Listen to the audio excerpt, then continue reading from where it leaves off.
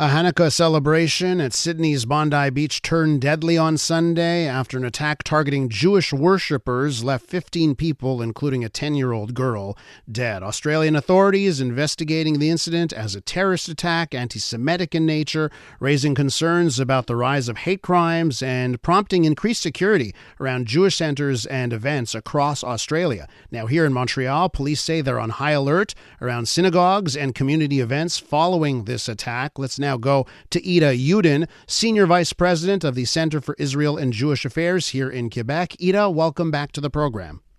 Thank you. Thank you for having me. I don't know where to start here. I imagine, you're always worried you're going to wake up to news like this. But what was the reaction when you woke up to terrible news on Sunday? I literally woke up to terrible news on Sunday, and this event was horrific. It's sadly not the first time in the last couple of years that I've woken up to terrible news.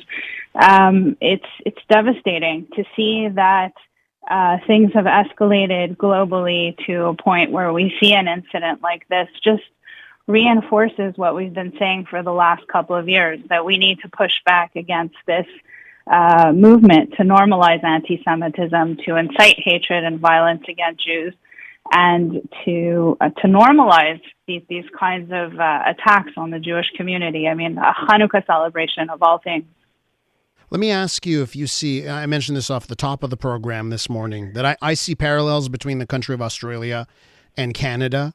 And I wonder if you see parallels between the two countries, and if there's anything here that makes you think that we should be taking what happened in Australia far more seriously. Absolutely. Obviously we have an excellent relationship with the SPVM, and they've assured, as soon as news came out about the incident in Australia, a much higher visibility around Jewish community organizations, synagogues, schools, Jewish community.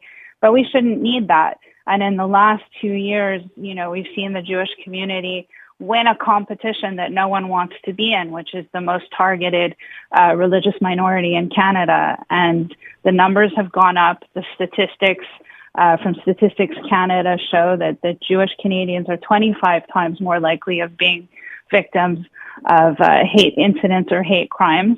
And we have been sounding the alarm. We had incidents in Montreal. We had incidents in Toronto. We've seen incidents in the U.S., the Holocaust survivor in Colorado who was running a marathon, the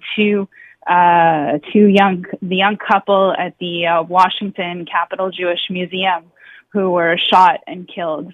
I was there actually not long ago for a ceremony to remember them in Washington at the museum, and to stand on that spot and see how close things are moving. This is the alarm bell. We have to take concrete actions.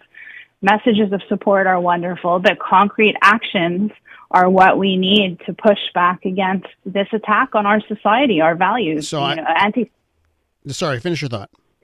No, anti-Semitism, obviously, where the Jewish community is the target of anti-Semitism, and we're facing that, but it never ends with anti-Semitism. It begins with anti-Semitism, and when you normalize this kind of incitement to hatred, when you excuse things away in the guise of freedom of speech, you create a landscape where the limits are pushed, and we see this kind of attack on our democracy and our society. When they've been chanting for 2 years, globalize the Intifada, that's what this is. This is a globalized Intifada, attacks on Jews, and it's unacceptable.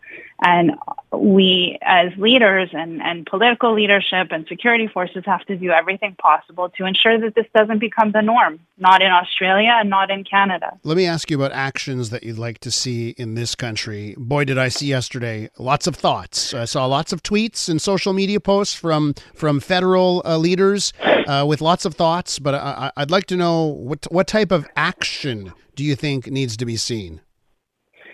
I'll tell you from a personal perspective that something that is hopeful and inspiring is that in all of this, Hanukkah celebrations and candle lightings continue to take place around the world, including in Montreal. And we saw political leaders attend those and step up. And in Montreal, we had a bunch of politicians come, including the new mayor of Montreal, attend a candle lighting in NDG and others across the city. But we need to see, when we need to see accountability. We need to see real consequences for those who push the limit, for those who cross the lines, for those who break the law. There must be consequences. People need to be charged, arrested, and there has to be a strong message that when you take things too far, when you break the rules of our society and attack our democracy, that there are real consequences, whether it's breaking windows at McGill, whether it's chanting or inciting for the death to Jews in the streets of Montreal, that there must be people held accountable for driving and inciting that hate and trying to normalize that status as the status quo in our streets and in our country. Ida, how are you approaching the rest of this week, a week that should be one of celebration? How are you and your community going to approach the rest of this week? Look, we all proudly lit our candles, and I think if anything, the Jews have survived. Anti-Semitism is the world's longest running hatred, and we've survived for thousands of years by being resilient and by standing up against hate. Hanukkah is the holiday that symbolizes the victory of the lights over the darkness of oppression. And, if you drove around, you saw candles in windows and these very public candle lighting ceremonies. We will not be pushed back into the shadows. We will not cower and hide who we are. But yes, we will continue to engage directly with all levels of government, with security forces to ensure that concrete measures are taken.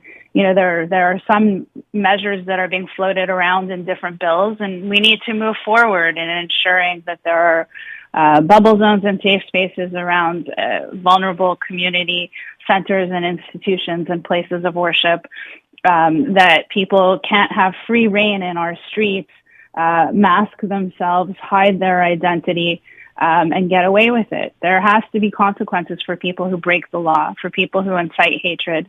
And when we've been saying for 2 years what globalize the Intifada means, and we're seeing it play out in real time, it's time for people to wake up and understand that there's a difference between standing up for a cause and inciting hatred. And that line has to be drawn and acted upon.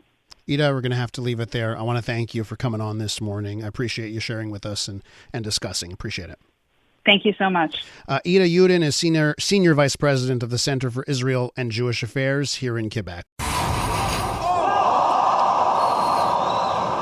I'm Dylan Playfair. And I'm Tyler Smith. We're putting loneliness in the penalty box by talking to some of our favorite athletes about the importance of friendship. This is Bromance. Bromance is brought to you by Charm Diamond Centers, proudly Canadian-owned and operated. Charm has been part of your love stories and bromances for over 50 years. And you can find Bromance on the iHeartRadio network or wherever you get your podcasts.